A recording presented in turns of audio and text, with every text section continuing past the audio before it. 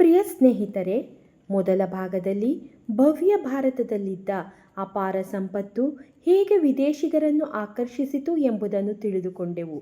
ಎರಡನೇ ಭಾಗದಲ್ಲಿ ಯುರೋಪಿಯನ್ನರ ಆಗಮನ, ಅವರ ವ್ಯಾಪಾರ, ಆಡಳಿತ ಮತ್ತು ಅಂತಿಮವಾಗಿ ಅವರ ನಿರ್ಗಮನದ ಹಾದಿಯನ್ನು ನೋಡಿದೆವು. ಈಗ ಮೂರನೇ ಭಾಗದಲ್ಲಿ ಭಾರತದಲ್ಲಿ ಬ್ರಿಟಿಷರು ತಮ್ಮ ಪ್ರಭಾವವನ್ನು ಹೇಗೆ ವಿಸ್ತರಿಸಿದರು, ಒಬ್ಬ ವ್ಯಾಪಾರಿ ಸಂಸ್ಥೆ ಹೇಗೆ ಕ್ರಮೇಣ ಒಂದು ದೊಡ್ಡ ಸಾಮ್ರಾಜ್ಯ ಶಕ್ತಿಯಾಗಿ ಬೆಳೆದೀತು. ಬನ್ನಿ ಆ ಇತಿಹಾಸದ ಹೆಜ್ಜೆಗಳನ್ನು ಮುಂದುವರೆಸೋಣ. ಈಸ್ಟ್ ಇಂಡಿಯಾ ಕಂಪನಿ ವ್ಯಾಪಾರದಿಂದ ಅಧಿಕಾರದತ್ತ. 1600 ಡಿಸೆಂಬರ್ 30ರಂದು ಇಂಗ್ಲೆಂಡಿನ ರಾಣಿ ಎಲಿಜಬೆತ್ I ಈಸ್ಟ್ ಇಂಡಿಯಾ ಕಂಪನಿಗೆ ಪೂರ್ವ ದೇಶಗಳೊಂದಿಗೆ ವ್ಯಾಪಾರ ನಡೆಸಲು ರಾಜಾಜ್ಞೆ ನೀಡಿದರು. ಆರಂಭದಲ್ಲಿ ಅವರ ಉದ್ದೇಶ ಸರಳವಾಗಿತ್ತು: ಭಾರತದಿಂದ ಮಸಾಲೆ, ಹತ್ತಿ, ರೇಷ್ಮೆ ಮತ್ತು ಇತರ ವಸ್ತುಗಳನ್ನು ಖರೀದಿಸಿ ಯುರೋಪಿನಲ್ಲಿ ವ್ಯಾಪಾರ ಮಾಡುವುದು. ವ್ಯಾಪಾರದಿಂದ ಲಾಭ ಹೆಚ್ಚಾದಂತೆ ಕಂಪನಿಯ ಶಕ್ತಿಯೂ ಹೆಚ್ಚಾಯಿತು. ಅವರು ಭಾರತದಲ್ಲಿ ವ್ಯಾಪಾರ ಕೇಂದ್ರಗಳನ್ನು ಸ್ಥಾಪಿಸಿದರು. ನಂತರ ತಮ್ಮ ವ್ಯಾಪಾರವನ್ನು ರಕ್ಷಿಸಲು ಕೋಟೆಗಳನ್ನು ನಿರ್ಮಿಸಿದರು, ಸೈನ್ಯವನ್ನು ಬೆಳೆಸಿದರು. ಆದರೆ ನಿಧಾನವಾಗಿ ಪರಿಸ್ಥಿತಿ ಬದಲಾಗತೊಡಗಿತು. ಕಂಪನಿ ಈಗ ಕೇವಲ ವ್ಯಾಪಾರದಲ್ಲಿ ಆಸಕ್ತಿ ಹೊಂದಿರಲಿಲ್ಲ. ಭಾರತೀಯ ರಾಜ್ಯಗಳ ನಡುವಿನ ರಾಜಕೀಯ ಸಂಘರ್ಷದಲ್ಲಿ ಹಸ್ತಕ್ಷೇಪ ಆರಂಭಿಸಿತು. ಒಂದು ಕಡೆ ಭಾರತೀಯ ರಾಜ್ಯಗಳ ನಡುವಿನ ಭಿನ್ನಾಭಿಪ್ರಾಯಗಳು, ಮತ್ತೊಂದು ಕಡೆ ಕಂಪನಿಯ ಹೆಚ್ಚುತ್ತಿರುವ ಹಣ, ಸೈನಿಕ ಶಕ್ತಿ ಮತ್ತು ರಾಜಕೀಯ ತಂತ್ರಗಳು.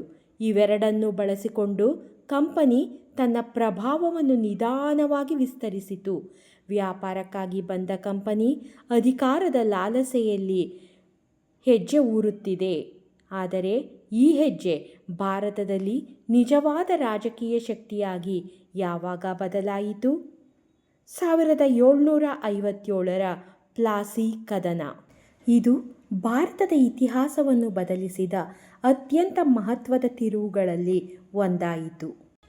23 ಜೂನ್ 1757 ಬಂಗಾಳದ ನವಾಬ್ ಸಿರಾಜುದ್ದೌಲಾ ಮತ್ತು ರಾಬರ್ಟ್ ಕ್ಲೇವ್ ನೇತೃತ್ವದ ಈಸ್ಟ್ ಇಂಡಿಯಾ ಕಂಪನಿ ನಡುವೆ ಪ್ಲಾಸಿಯಲ್ಲಿ ಕದನ ನಡೆಯಿತು.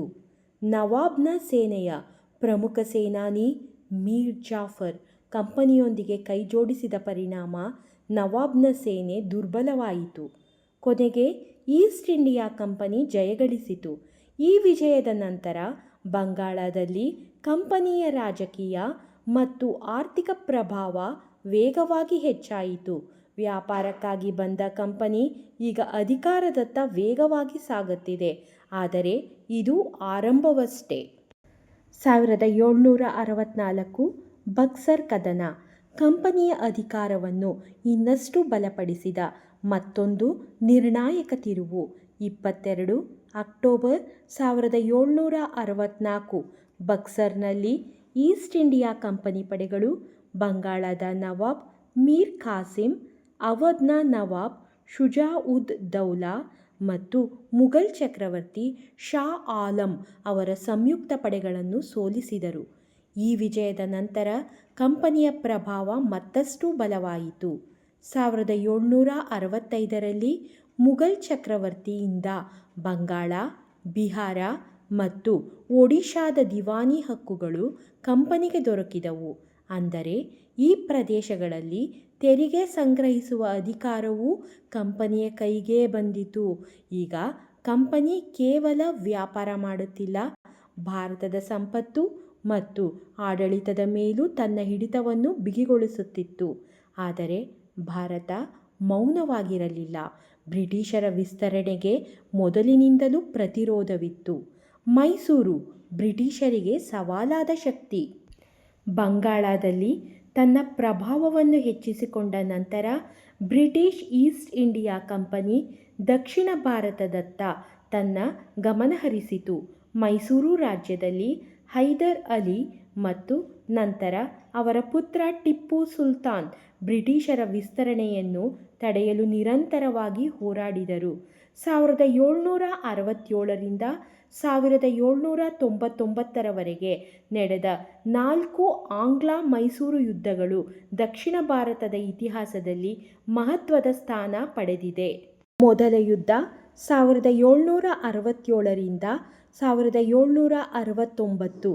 ಹೈದರ್ ಅಲಿ ಬ್ರಿಟಿಷರನ್ನು ಸೋಲಿಸಿದರು. ಎರಡನೇ ಯುದ್ಧ 1780ರಿಂದ 1784.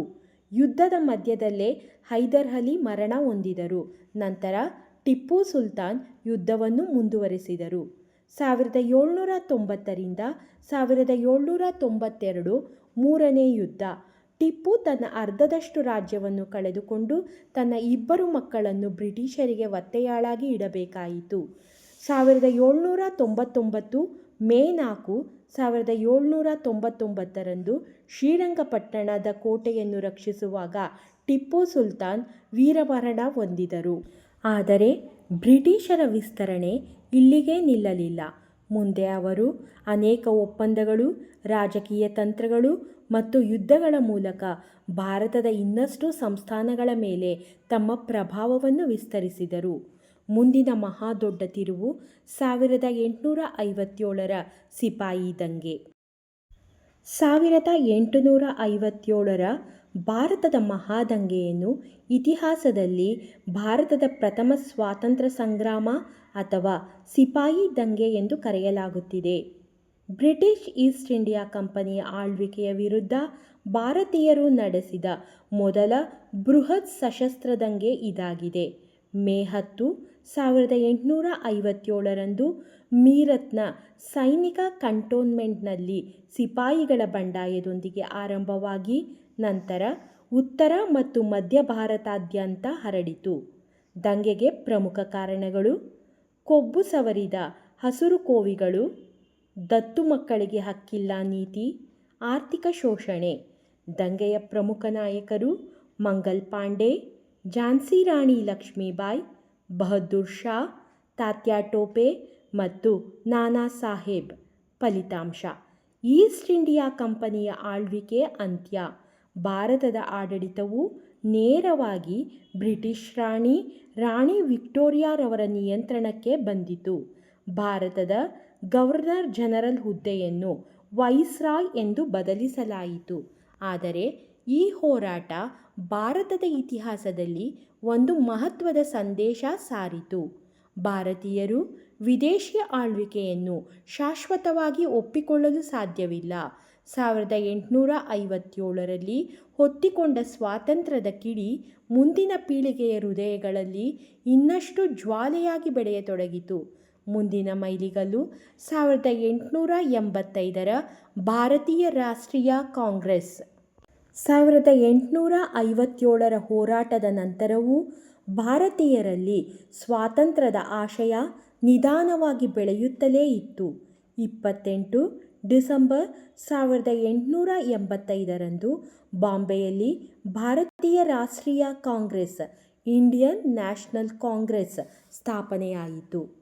ಎ.ಒ. ಹ್ಯೂಮ್ ಅವರ ಪ್ರಮುಖ ಪ್ರಯತ್ನದಿಂದ ಭಾರತೀಯ ನಾಯಕರ ಸಹಕಾರದೊಂದಿಗೆ ಈ ಸಂಘಟನೆ ಆರಂಭವಾಯಿತು. ಆರಂಭದಲ್ಲಿ ಕಾಂಗ್ರೆಸ್ನ ಬೇಡಿಕೆಗಳು ಆಡಳಿತದಲ್ಲಿ ಭಾರತೀಯರಿಗೆ ಹೆಚ್ಚಿನ ಅವಕಾಶ, ಹಕ್ಕುಗಳು ಮತ್ತು ಸುಧಾರಣೆ ಕುರಿತಾಗಿದ್ದವು. ಆದರೆ ಕಾಲ ಕಳೆದಂತೆ ಈ ಸಂಘಟನೆಯೇ ಭಾರತದ ಸ್ವಾತಂತ್ರ್ಯ ಹೋರಾಟದ ಪ್ರಮುಖ ವೇದಿಕೆಯಾಗಿ ಬೆಳೆಯಿತು. ದೇಶದ ವಿವಿಧ ಭಾಗಗಳ ಜನರನ್ನು ಒಂದೇ ರಾಷ್ಟ್ರೀಯ ಚಿಂತನೆಯಡಿ ತರಲು ಇದು ಸಹಾಯ ಮಾಡಿತು. 1857ರಲ್ಲಿ ಆಯುಧಗಳ ಮೂಲಕ ವ್ಯಕ್ತವಾದ ಆಕ್ರೋಶ ಈಗ ಸಂಘಟಿತ ರಾಜಕೀಯ ಧ್ವನಿಯಾಗಿ ರೂಪುಗೊಳ್ಳತೊಡಗಿದೆ. ನನ್ನ ಈ ಪ್ರಯತ್ನ ನಿಮ್ಮೆಲ್ಲರಿಗೂ ಇಷ್ಟವಾಗಿದ್ದರೆ ದಯವಿಟ್ಟು ಲೈಕ್, ಶೇರ್ ಮತ್ತು ಕಮೆಂಟ್ ಮಾಡಿ. ಮುಂದಿನ ಭಾಗದಲ್ಲಿ ಮತ್ತೆ ಸಿಗೋಣ. ಧನ್ಯವಾದಗಳು.